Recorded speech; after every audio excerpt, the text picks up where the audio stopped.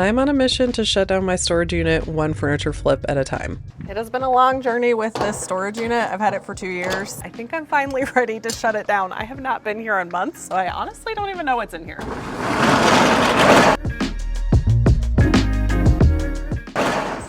Oh, that's a lot less furniture than I thought I had. I think I'm gonna start with these yellow end tables.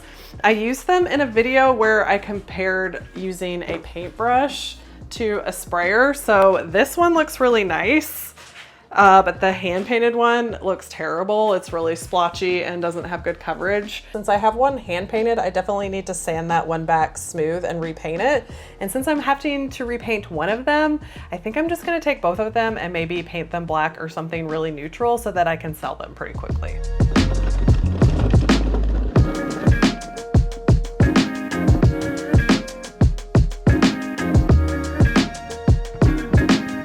Okay, cool. I think this is a good first project to help me get back in the swing of things after a long break. These ones I did not screw in.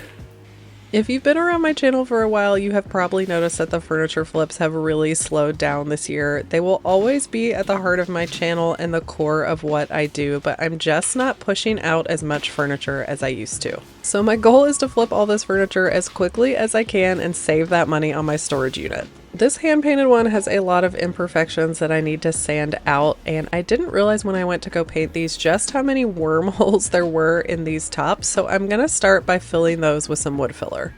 I'm using a premium DAP wood filler, and I'm gonna let this dry overnight since some of these holes are pretty big.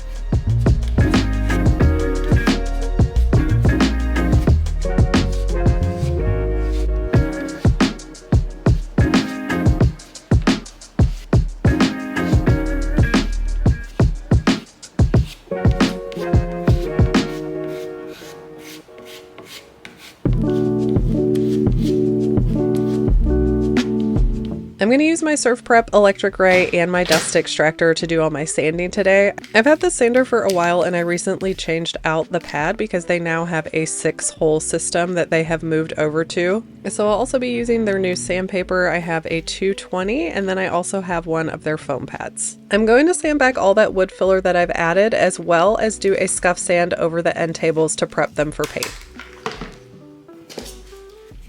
And safety first, I'm going to be wearing my ear protection while I'm sanding today as well as wearing a mask, even though I'm using a dust extractor. I'm going to wear the RZ mask for sanding and then I'll use my 3M one later when I start spraying my paint. I'm going to be using the regular sandpaper on all these flat surfaces. I'm going to smooth out all this wood filler that I've added, and I'm also going to run the sandpaper over the entire end table because this one is the hand painted one and I want to smooth out all those brush strokes.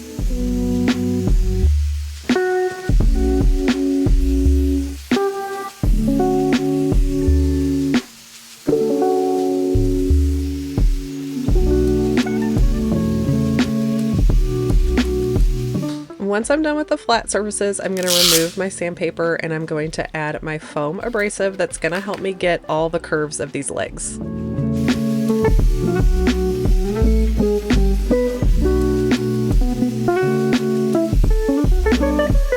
It's also great for any of these rounded edges like around the tabletop and the sides of the table as well. This second table I'm just going to give a light scuff to because it was sprayed. It doesn't have a ton of texture, but I just want to rough up the surface to prepare it for paint. Once I'm done sanding, I grab a tack cloth and just wipe down the entire surface of both end table. That way it's going to be nice and clean for the paint.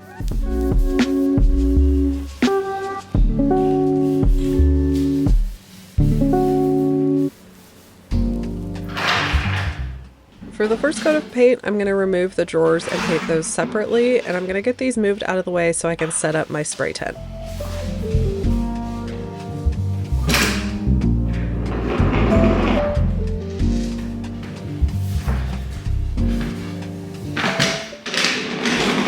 I love using this large tent to protect my garage from any overspray from my paint sprayer.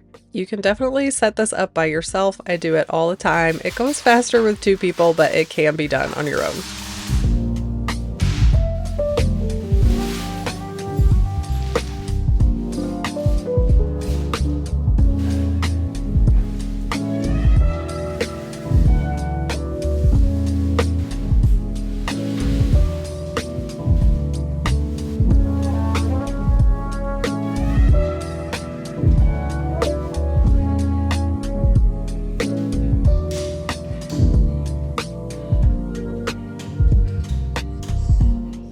to lay down some paper on the inside of my tent because it makes for easy cleanup when I'm done.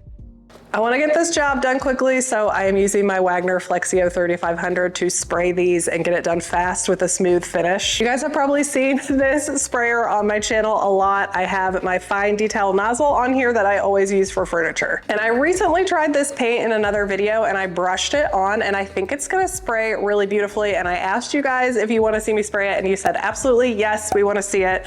And this is the Behr Premium Satin Urethane Alkyd Enamel. That is a mouthful, but this acts like an enamel, but it's water-based, so it has easy soap and water cleanup. This paint you are not gonna thin, so I am gonna run it through a strainer, but I won't add water like you usually see me do with other paints. This is Behr's color of the year for 2024 called Cracked Pepper. They've already released their color for next year, but I still love this one. And like I mentioned earlier, this paint is not supposed to be thinned out at all, so I will not be adding any water, which I know is very rare for you to see here. And since my tables are on the floor, I'm mostly going to be painting in a downward motion like this, so I want to make sure that my spout is pointing down.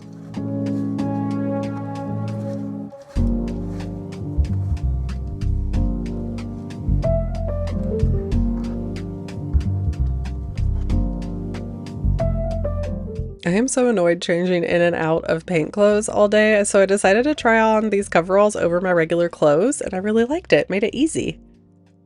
I always test out my paint on a board before I take it to my furniture, but it's really imperative here since this is a new paint that I've never sprayed before. It is a little bit thicker than I'm used to working to, so I have this bumped up to a 6 on my airflow and have my material flow pretty open. I've also learned anything with legs I like to spray upside down first just to help me get into all those little nooks and crannies. When I go to do my second coat, I won't have to flip this upside down again. When I'm spraying, I try to stay about 6 inches away from the furniture and I overlap my pattern spray by 50%. Okay, so let's talk about this paint. It is going to give you a traditional oil-based finish with the ease and the convenience of using a water-based paint, so it's going to have easy cleanup with soap and water. It is going to cure to a hard, durable surface with no top coat needed, and it's also going to be mildew resistant. It claims to have outstanding flow and leveling properties as well as excellent adhesion, and it's best for use with doors, trim, molding, cabinetry, and railings, which makes it a good choice for furniture that gets well loved.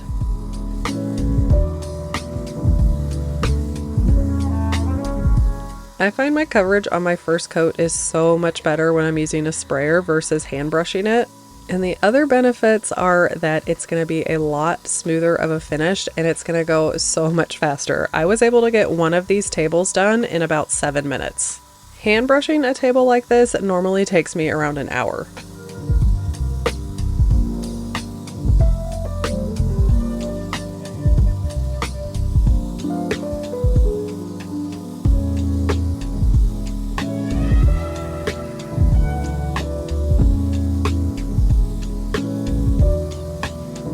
I got good coverage on these legs when I sprayed them upside down, but you can see how there is some yellow peeking through on these spots that I couldn't reach when they were upside down, so I'm just hitting those up with a little bit of paint. Now that I'm moving on to the second end table, let me give you my initial thoughts about spraying this particular paint. It is a lot thicker than the paints that I'm used to spraying, but this sprayer can handle that with all the different settings that it has, but it definitely took some getting used to for me. And something that I don't necessarily love about this paint is that it is super sticky. So my feet were sticking to the floor as I was moving my way around the furniture. Another downside about this paint is that it takes a really long time for it to recoat, so I'm gonna have to wait 4 to 8 hours before I can put on my second coat of paint. But I am getting good coverage and it is leveling out a lot as it's drying down, so I like to see that feature of it.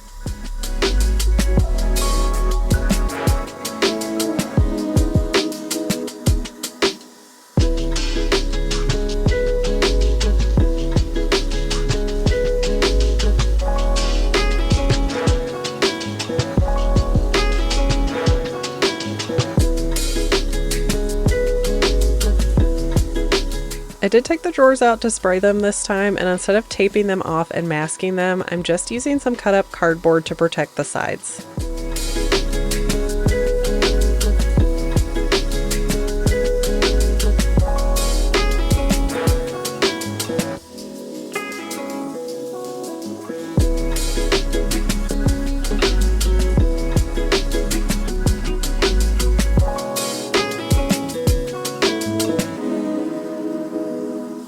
Since this needs at least 8 hours to dry, I'm just gonna let everything dry overnight and come back in the morning to do my second coat. Okay, back for day 2. Yesterday I was really pushing the limits of what this paint could do. It was like 98 degrees, I think, when I was spraying. And while I'm doing all my prep work, I have an air conditioner in my garage, but when I'm spraying, I open my doors just to keep everything moving around and circulating. So the paint was drying and atomizing really quickly. Today it's 88 degrees, so I'm gonna try to get the second coat on before I run into all those issues. We really should not use this paint over 90 degrees. So I'm gonna do a light scuff sand to kind of smooth things out and then get that second coat on. Yesterday I did clean out my sprayer, but I kept the paint in the hopper and put a lid on there so I didn't have to clean that out. I'm just making sure that I'm stirring this up really well since it's settled overnight. And I still have about 15 ounces of paint left, so that means that I used about 10 ounces of paint on my first coat.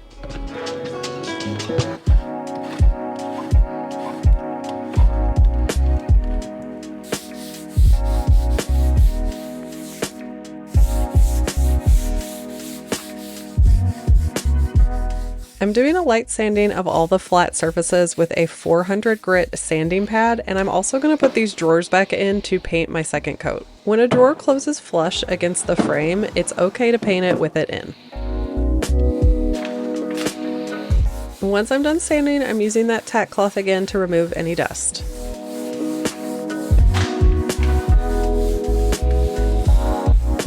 It's still pretty humid out, but the second coat sprayed a lot better in the 88 degree weather as opposed to the 98 degree weather yesterday. I'm going to keep the second coat spraying in real time for you. I'm not going to speed up this footage at all because I want you to see how actually slow and steady you go when you're spraying paint on.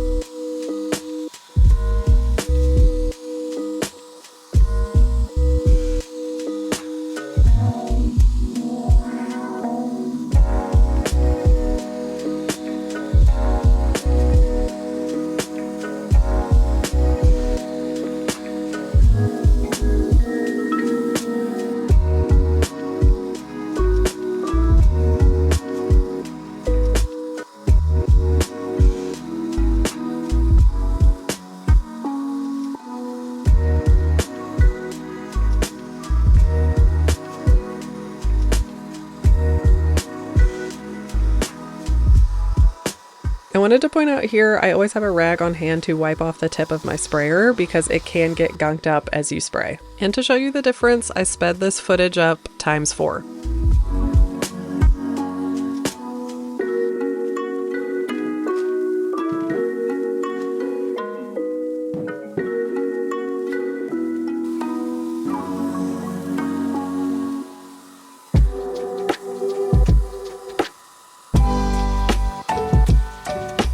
Once I touched up all these legs, that was it for this second coat. I'm gonna let this dry overnight and I'll be back in the morning.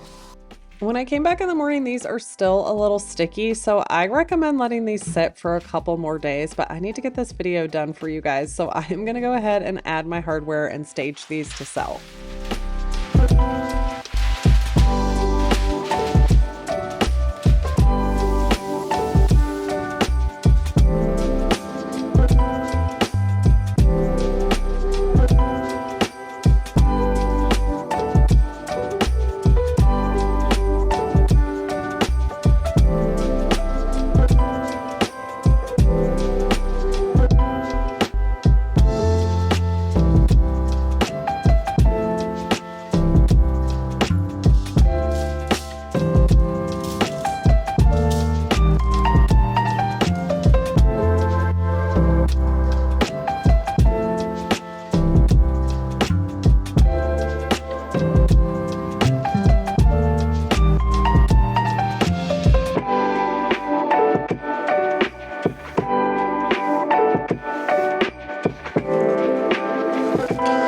Should probably have something in my drawer of goodies that's gonna work.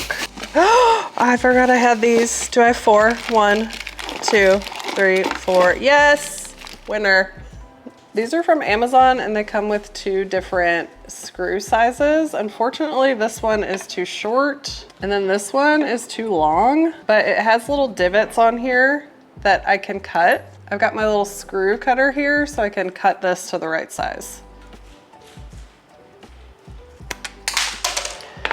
Probably a better way to do that than letting that fly all the way across the room. So let me know if you have tips.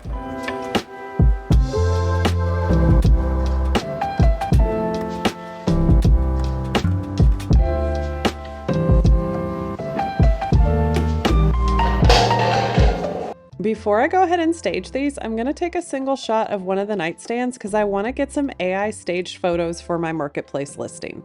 You guys are always so intrigued by this process, so I'm going to walk you through it again. After I take my photo, I just open up Instagram and go to stories and select my photo. Then I tap on it and it will remove the background.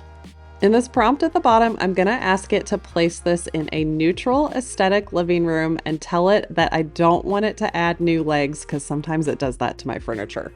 Once I put that in, it'll populate some options for me to choose from. I just keep scrolling through these until I find one that works for me. You might have to enter a bunch of different prompts until you get what you want. Once you find one that works, simply take a screenshot and then save it to your photos. This was the one I liked the most, so I'm going to include this in my marketplace listing. But you guys know that staging is one of my favorite parts of the furniture makeover process, so I am going to stage these in real life and get some after shots for this YouTube video as well as TikTok and Instagram Reels.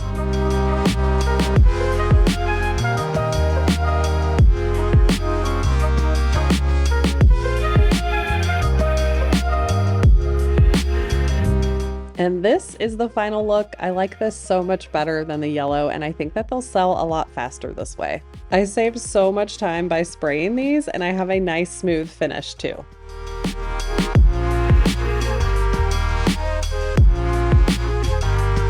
All right, I'm gonna get these things listed, get them up on Facebook, and try to get them sold. I'm gonna list them really low, like $150, but I'll probably take $100 for them because I just wanna get them out of the garage so I can go to the storage unit, get another piece of furniture, get everything flipped in there, and get that storage unit shut down. So I hope you guys are along for that journey. Thanks for joining me for today's video, and I'll see you in my next one.